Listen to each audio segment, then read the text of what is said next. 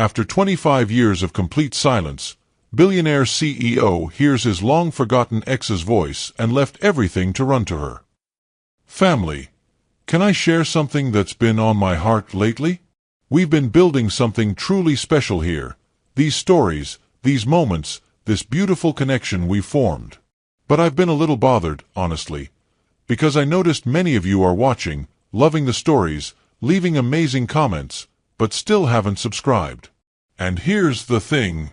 We're so close to hitting 500 subscribers, but we need to reach it within the next 3 days. It's not just a number to me. It's a milestone that tells the world that this family, this storytelling journey, matters. If you've been enjoying our content, if these stories have ever made you feel seen, understood, or even just a little less alone, please, don't just watch. Join us. Hit that subscribe button and become an official part of this growing, loving community.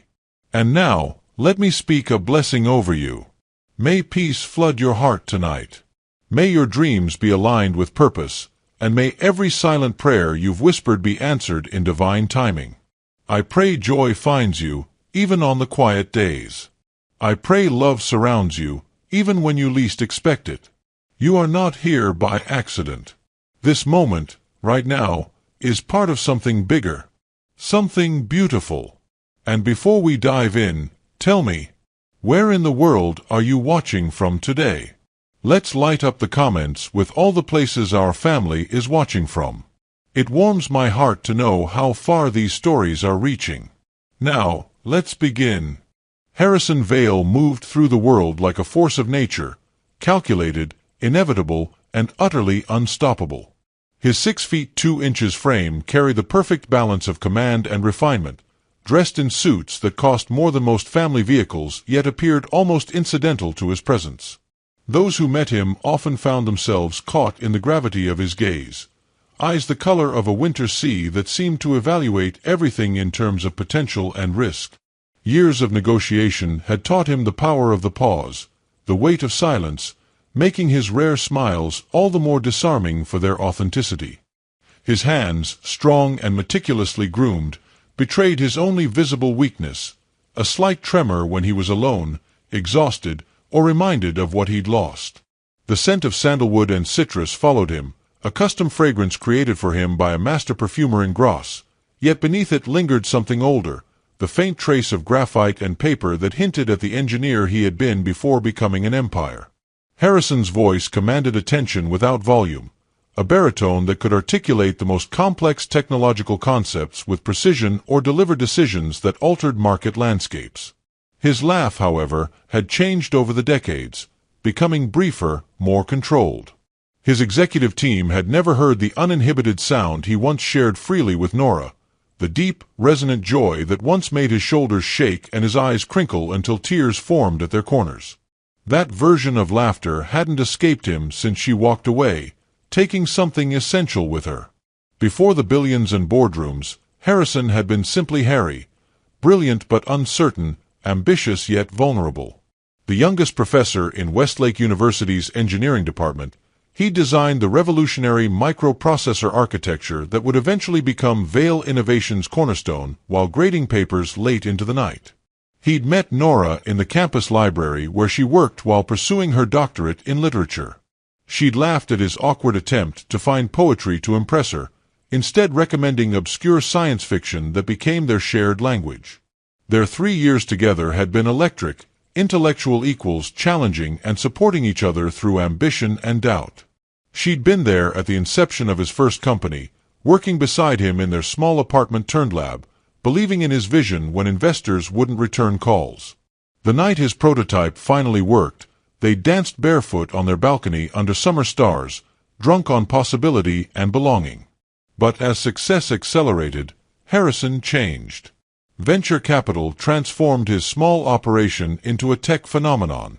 16-hour workdays became normal. Promises were broken, anniversaries forgotten. The apartment became a luxury condo neither of them had time to enjoy. When Nora finally confronted him about the growing distance, Harrison had assured her it was temporary, just until the company stabilized. The morning she left, She placed her key and a folded note on his sleeping tablet. "You've chosen your life's companion, Harry. It isn't me." That rejection fueled a quarter-century of relentless achievement and acquisition. Success as vindication, wealth as armor against vulnerability, power as protection from pain.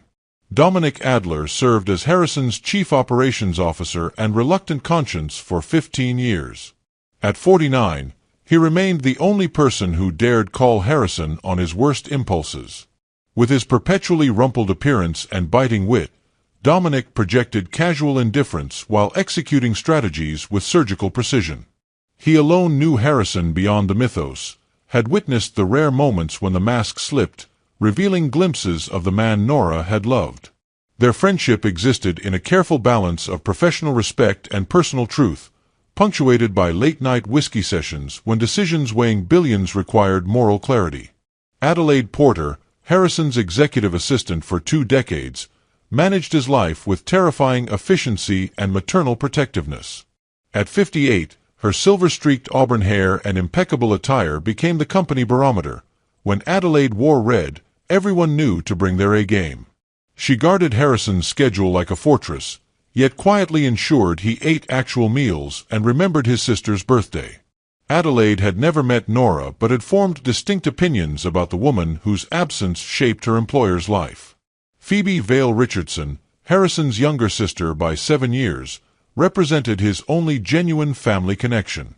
Running the Vale Foundation with passionate idealism, Phoebe channeled billions into global education initiatives while raising 2 teenagers with her wife, Marielle. Despite his demanding schedule, Harrison never missed Sunday dinner at their brownstone. Phoebe alone preserved memories of the boy he'd been, before ambition, before wealth, before Nora. She recognized the hollow cost of his success but waited patiently for him to discover it himself. Vale Tower dominated the Manhattan skyline, 62 stories of architectural brilliance reflecting clouds and capturing sunlight like a geometric crystal. The sleek glass exterior revealed nothing of the technological revolution happening within its walls. Harrison's office occupied the entire top floor, a circular space with 360-degree views through smart glass that adjusted transparency with voice commands. Here, against the backdrop of an ever-changing city, he made decisions that rippled through global markets. Yet for all its grandeur, Harrison spent his rare personal moments in his penthouse's smallest room, a wood-paneled library meticulously recreated from his and Nora's first apartment.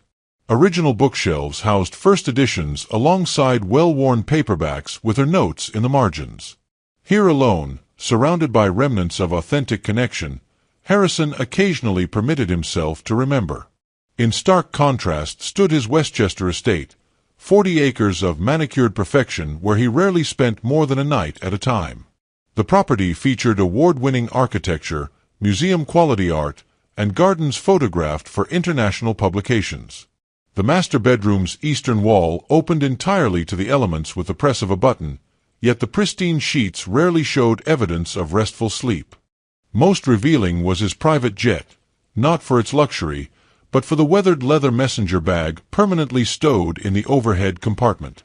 Inside, architectural drafting tools he hadn't used professionally in decades, a dog-eared copy of Asimov's Foundation with Nora's handwritten commentary, and a sealed envelope containing the engagement ring he'd never had the chance to offer her, artifacts of a life interrupted, preserved like specimens of a happiness extinction had claimed.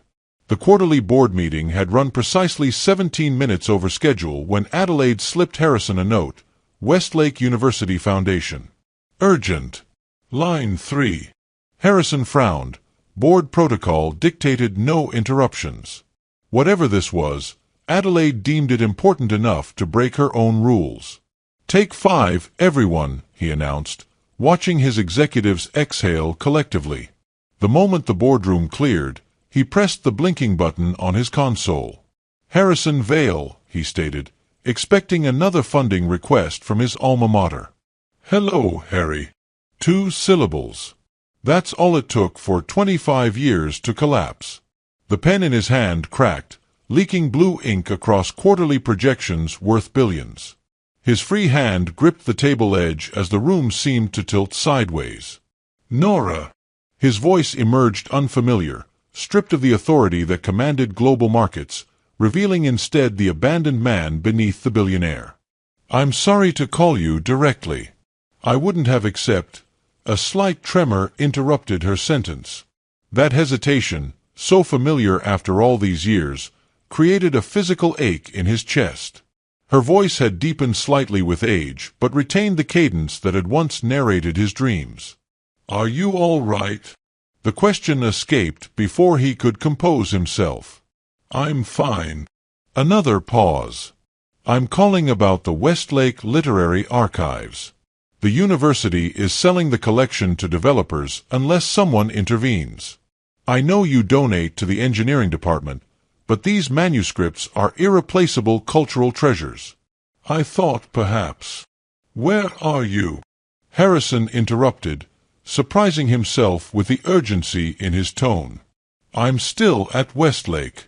I curate the collection now, but that's not important.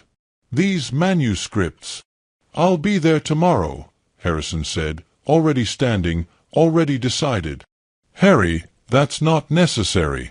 A donation would be—" 25 years, Nora," he said softly. "We should at least talk face to face." The silence stretched between them before she finally whispered, "The archives close at 5. Harrison sat motionless long after the call ended, his mind cataloging every nuance of her voice while his heart performed calculations no algorithm could process. The implications of her call, and his reaction, were simultaneously clear and incomprehensible.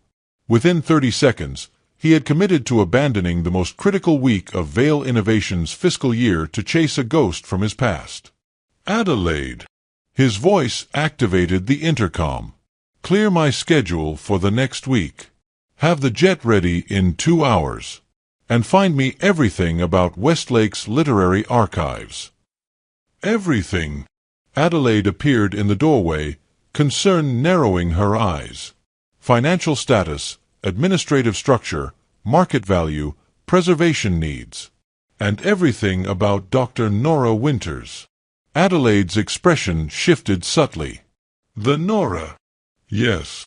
The single syllable carried decades of unresolved history. "The board won't be happy about Tokyo," Adelaide reminded him gently.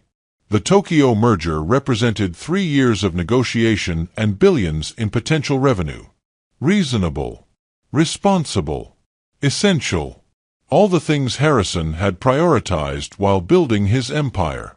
"Dominic can handle it," he decided, surprising them both.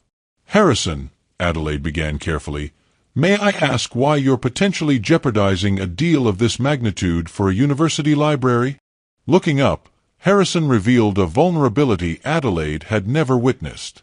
"Because for 25 years, I've built a life around the certainty that I would never hear her voice again." And in 30 seconds, she dismantled that certainty without even trying. Alone in his private elevator, Harrison confronted the truth he'd avoided for decades. He'd constructed Vale Innovations as a monument to what he'd lost, success as substitute for connection, achievement as antidote to abandonment. Yet one phone call had exposed the foundation of his empire. Everything he'd built existed because she had left, and nothing he'd accomplished had filled the space she once occupied. My dear souls, have you ever experienced that moment of absolute clarity when you realize you've spent years building a life around avoiding pain rather than pursuing joy? That instant when priorities you thought cemented suddenly seem malleable? I see you nodding. So many of us construct elaborate fortresses against heartbreak without realizing we've also walled ourselves away from love. If this resonates with your journey, tap that like button and share below what woke you from your own emotional hibernation. Sometimes the bravest act is dismantling what we've built to reach for what truly matters. Let's continue Harrison's awakening together. The Vale corporate jet sliced through darkness while Harrison reviewed Adelaide's research. Westlake's literary archives faced imminent destruction. The university board had already approved selling the historic building to developers planning luxury condominiums. The priceless manuscript collection would be dispersed to various institutions, effectively dismantling Nora's life's work. Only an emergency injunction or significant financial intervention could halt the process, both requiring influence Harrison possessed in abundance but rarely deployed for personal reasons. His phone vibrated with Dominic's name flashing on screen. "The Tokyo team is threatening to walk," his COO stated without preamble. "They're insulted you're not handling negotiations personally." "Offer them exclusivity on the quantum processor integration," Harrison replied, eyes fixed on Nora's faculty photograph. The years had treated her kindly, silver threads illuminating her copper hair, laugh lines framing eyes still bright with intelligence and warmth. "We've spent 3 years avoiding exclusivity," Dominic reminded him. "Then find another solution. You have full authority." "Harrison," Dominic's voice lowered, "Vail stock dropped 4 points on news you've left town. The board's called an emergency meeting for tomorrow. There are rumors you're having a breakdown." The implications registered peripherally. A 4-point drop represented billions in market value. Board intervention could trigger investor panic. In 25 years, Harrison had never placed personal matters above company interests, the foundation of stakeholder confidence now threatened by his impulsive departure. "Handle it, Dominic," Harrison said with finality, ending the call. His sister's message followed immediately. "What's happening?" "Marielle's investment group is panicking about Vail's stability. Are you okay?" Before he could respond, Adelaide forwarded an urgent alert. Financial journalists were connecting his sudden departure with rumors of the Tokyo deal collapsing. Speculation about health issues and leadership stability dominated business channels. The empire he'd spent decades building was experiencing its first genuine crisis of confidence, all because he'd abandoned routine for the chance to see Nora Winters again. The rational choice was clear: return immediately, reassure investors, salvage the Tokyo negotiations, and restore market confidence. The manuscripts could be saved with a single wire transfer and press release, no personal appearance required. As the plane began its descent, Harrison's phone lit up with Phoebe's incoming call. He answered to her uncharacteristic directness. "Is this about her? After all this time?" "Yes," he admitted simply. "Then listen carefully," his sister said, her voice softening. "When she left, you poured everything into becoming someone who couldn't be hurt again. You succeeded brilliantly at creating Harrison Vail, global tech titan. But you failed miserably at remaining Harry, the brother I loved, the man she did too. If there's even the slightest chance of finding him again, nothing else matters. Not Vail stock, not Tokyo, not the board." As the plane touched down on the darkened Westlake airfield, Harrison faced the escalating cost of his decision. His financial empire trembled while his carefully constructed identity crumbled. By morning, he might lose everything he'd built, or discover it was never what he truly needed. Dawn painted Westlake's Gothic architecture in amber light as Harrison approached the Humanities Building. The campus slumbered, peaceful and oblivious to the financial turbulence his absence had triggered halfway across the world. Finding the archives locked, he settled on a bench beneath an ancient oak, the same one where he'd first gathered courage to speak to Nora 28 years earlier. At precisely 7:15, a familiar figure approached, her walk still distinguished by that slight tilt forward, as if perpetually eager to meet the next moment. Harrison stood, heart hammering against his ribs as recognition dawned in her eyes. "You actually came," Nora whispered, keys clutched in suddenly still hands. "I said I would." The simplicity of seeing her, real, substantive, not memory or dream, rendered him momentarily speechless.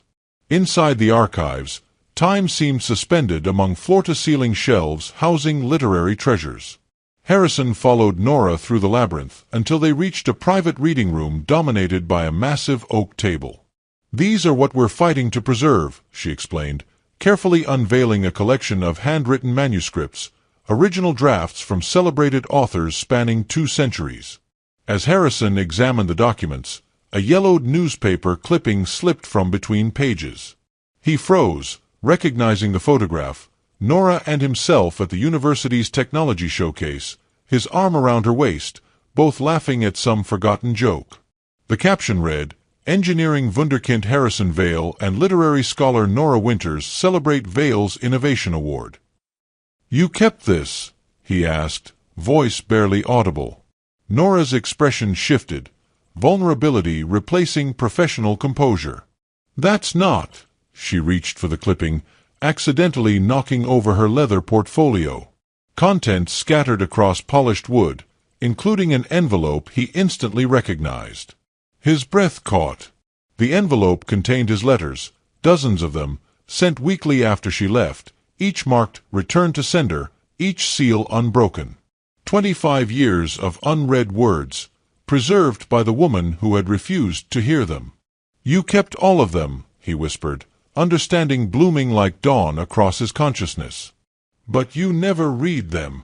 Harrison's mind recalibrated around this revelation, a paradigm shift equal to any technological breakthrough he'd ever achieved. For 25 years, he believed Nora had dismissed his attempts at reconciliation, her silence a definitive rejection. In reality, she'd preserved every unread letter like artifacts too precious to discard yet too painful to examine. "I couldn't," Nora confessed, gathering the envelopes with trembling fingers. "Reading them meant acknowledging what we lost, what I walked away from. It was easier to keep them as possibilities never realized than confront their actual contents." The distance between what he'd believed and the truth cracked something fundamental in Harrison's carefully constructed defenses. He'd built an empire as testament to her absence, each achievement silently dedicated to proving her wrong for leaving. Yet here she stood, having kept physical evidence of their connection while maintaining emotional distance, parallel paths of preservation and protection. "For 25 years, he said softly, "I've told myself a story about why you left and why you stayed gone. I built my life around that narrative. What if everything I believed was incomplete?" The question hung between them, not accusation but genuine inquiry, both intellectual and emotional, the first authentic exchange transcending politeness and past wounds. Their fragile reconnection shattered as Harrison's phone erupted with consecutive alerts. Vale stock had plummeted 15% overnight. Tokyo negotiations had collapsed entirely. The board had scheduled an emergency vote on leadership, a delicate term for coup. His 25-year reign as CEO faced imminent termination unless he returned immediately. "You need to go," Nora stated, reading his expression with startling accuracy. "The archives," he began, mind racing through potential solutions. "Were never why you came," she finished gently. "Your company needs you, Harry." His name and her voice, the diminutive no one had used in decades, struck deeper than financial crisis. Looking at her across manuscripts ancient and precious, Harrison faced the most consequential decision since she'd left: return to salvage his empire or remain to explore what might still exist between them. "Everything I've built is at risk," he acknowledged, watching her carefully. "Because you came here," she added, guilt shadowing her features. "Because I finally had a reason that mattered more than Vale innovations." The admission surprised them both. His phone rang again, Dominic's name flashing urgently. In that suspended moment, Harrison Vale, billionaire, innovator, empire builder, found himself at the crossroads he'd spent 25 years avoiding, forced to decide what truly constituted irreplaceable value. "I need 48 hours, Harrison told Dominic, voice steady despite the chaos erupting across financial markets. "Stabilize what you can. I'll address the board via video conference this afternoon." Ending the call, he turned to find Nora watching him with a complex mixture of concern and something unreadable. "Your company is collapsing because you came here," she stated flatly. "It's experiencing turbulence," he corrected, "not collapse." The distinction proved optimistic. By noon, #ValeFalling trended globally while financial analysts speculated about mental breakdown, secret illness, or corporate malfeasance. Adelaide forwarded increasingly alarming messages. 3 major investors had initiated sell-offs. The SEC was monitoring for irregular trading patterns, and most devastating, Phoebe reported that Marielle's investment firm had received pressure to publicly distance themselves from Vail Holdings. Harrison commandeered the archive's administrative office, transforming the academic space into crisis headquarters. While he drafted statements and coordinated emergency responses, Nora disappeared, returning hours later with sandwiches and coffee. "The board meeting begins in 20 minutes, she reminded him softly. He nodded gratefully, noticing she'd prepared his coffee exactly as he preferred, oat milk, no sugar, a detail she'd somehow retained across decades. The observation nearly undid him amid financial catastrophe. The video conference unfolded disastrously. Board members he'd personally recruited now questioned his judgment and stability. When explaining his absence as addressing a personal matter of historical significance, their skepticism bordered on hostility. Vail Innovations has lost $16 billion in market value since yesterday, Chairwoman Vega stated coldly. Your personal matter has cost shareholders dearly. I'll recover those losses, Harrison assured them. Perhaps someone else should, suggested Malcolm Reed, his longest-serving board member. We're calling for a confidence vote at tomorrow's emergency session. If you're not physically present, Harrison, we'll interpret that as resignation. As screens darkened, leaving Harrison staring at his own reflection, Nora touched his shoulder tentatively. You have to go back. Before he could respond, her office phone rang, the university president demanding her immediate presence. Harrison watched her departure, recognizing the familiar straightening of her shoulders that signaled preparation for confrontation. His own phone chimed with Phoebe's text, board members privately contacting major shareholders. They're organizing against you. Adelaide's message followed, Tokyo team now in discussions with Nexus Systems. Our proprietary architecture at risk. Then Dominic, legal counsel advises your continued absence constitutes abandonment of fiduciary duty.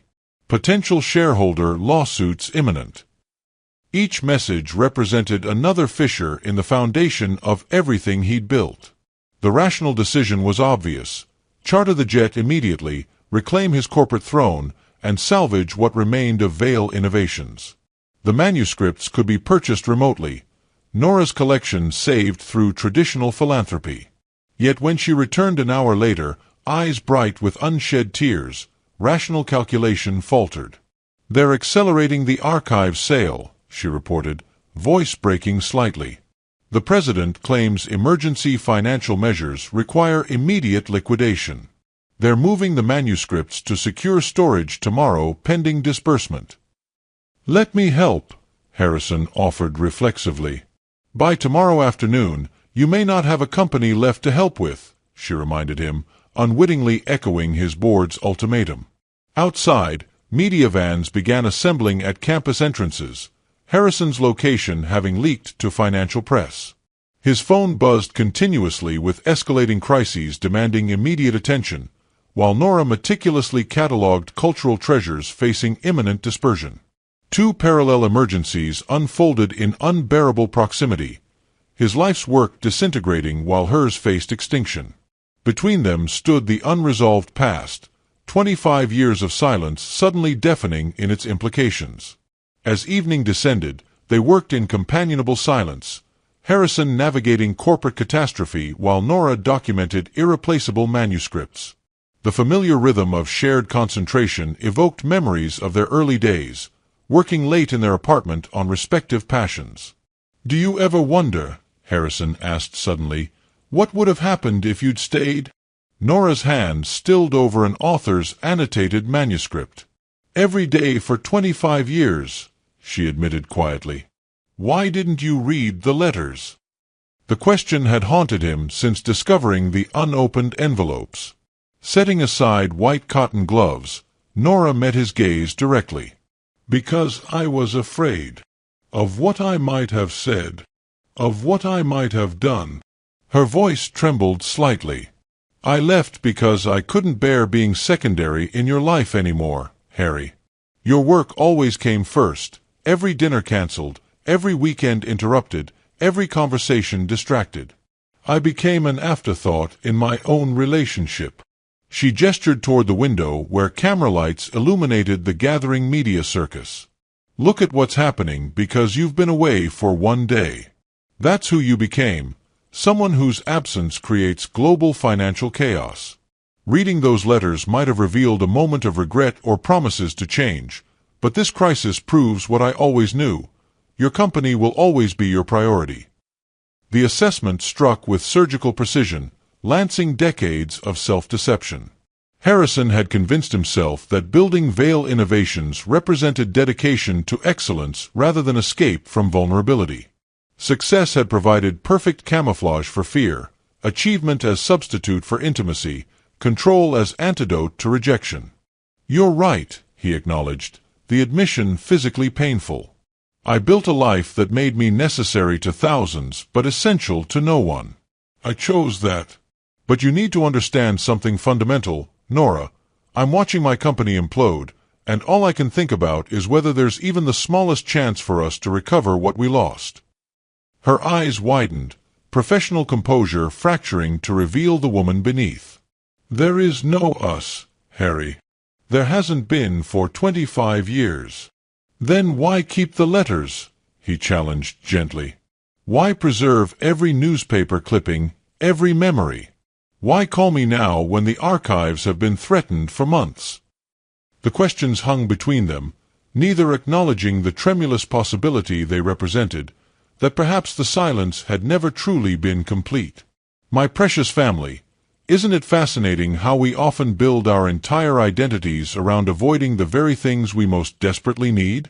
Harrison constructed an empire while running from vulnerability, while Nora preserved physical memories while avoiding their emotional content. I see so many of you relating to this journey in the comments.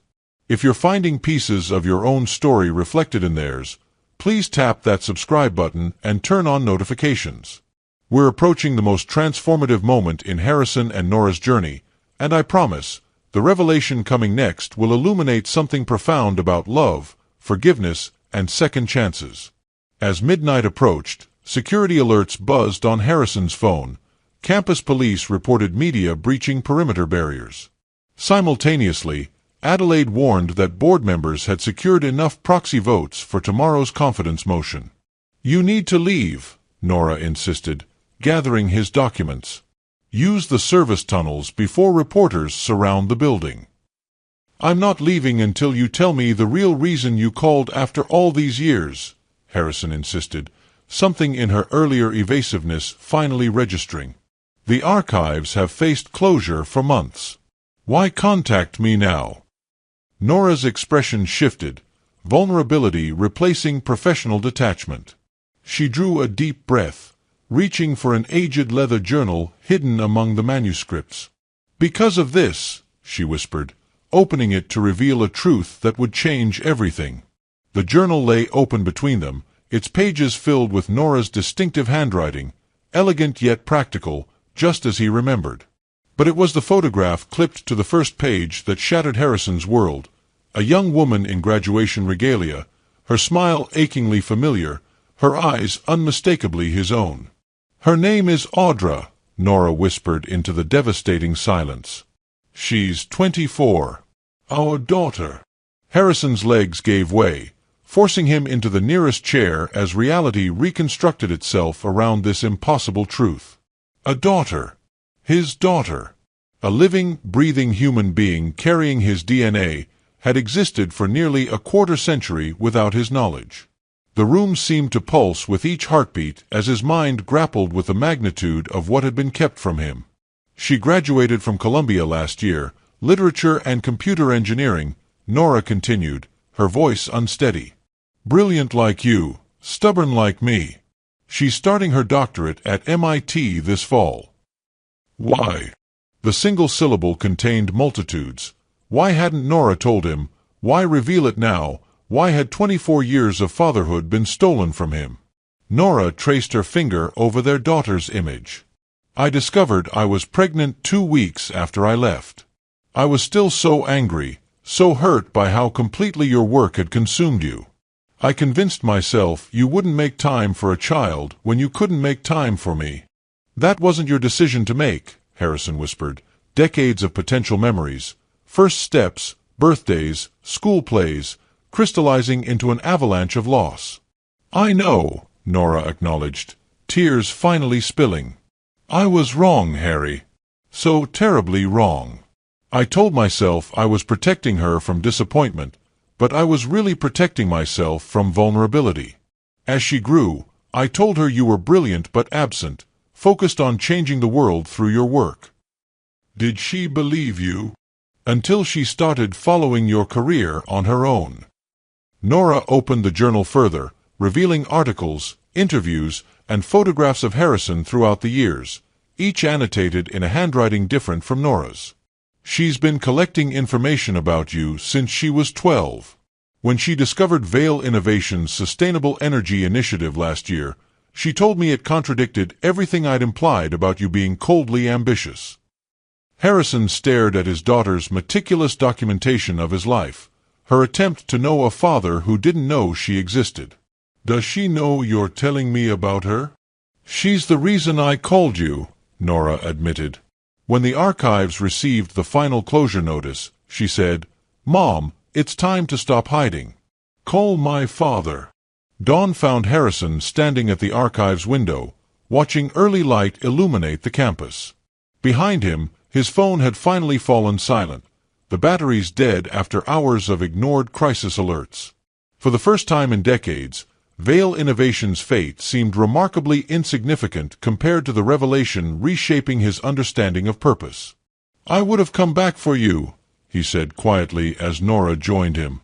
"If I'd known about her, nothing would have kept me away." "I know that now," she acknowledged. "It took me years to recognize that I judged you based on who you were becoming, not who you might have been given the chance." Harrison turned to face her, decades of carefully constructed identity falling away. "I built Vale thinking achievement would fill the space you left. It never did.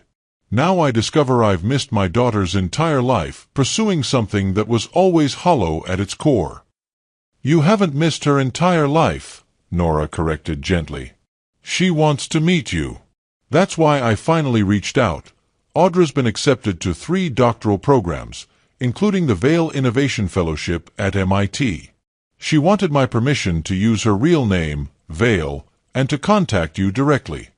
I realized I couldn't let her enter your life without preparing you first." Something fundamental shifted within Harrison, priorities realigning with seismic force. The empire that had consumed his existence suddenly appeared in proper perspective, not a reflection of his worth but merely the product of his talent. What mattered, what had always mattered, was standing before him, offering a second chance at connections he believed forever lost. "The board votes in 4 hours," he said, surprising himself with how little that fact disturbed him. "I need to make several calls." The archives conference room transformed into command central as Harrison executed the most important negotiation of his career. Not to save his company, though that would happen incidentally, but to redefine his legacy. First came the call to Dominic, "Activate Project Phoenix." His CEO's stunned silence spoke volumes. Project Phoenix, Harrison's contingency plan for hostile takeover attempts, would convert his controlling shares into a special class with 10x voting rights, effectively neutralizing the board's confidence vote. "You've been sitting on this for years?" Dominic finally asked. "Insurance," Harrison explained. "Now I'm using it differently than intended. Announce my permanent transition to executive chairman. You'll be named CEO. The board can ratify or resign." Next, he called Adelaide, "Prepare the Vale Foundation for a major announcement. We're establishing the Westlake Literary Preservation Trust with an initial endowment of $300 million. The archives will be renovated, expanded, and permanently protected." Her voice filled with understanding. "This is about more than manuscripts, isn't it?" "It's about legacy," he confirmed. "The real kind." Finally, he called Phoebe. "I need you to meet someone important. My daughter." His sister's momentary silence dissolved into tearful laughter. I always knew there was a reason you kept that ridiculous stuffed elephant in your office. How long have you known? Since last night. She's 24, brilliant, and apparently has my eyes. Does this mean Harrison Vale is finally becoming Harry again? Phoebe asked softly.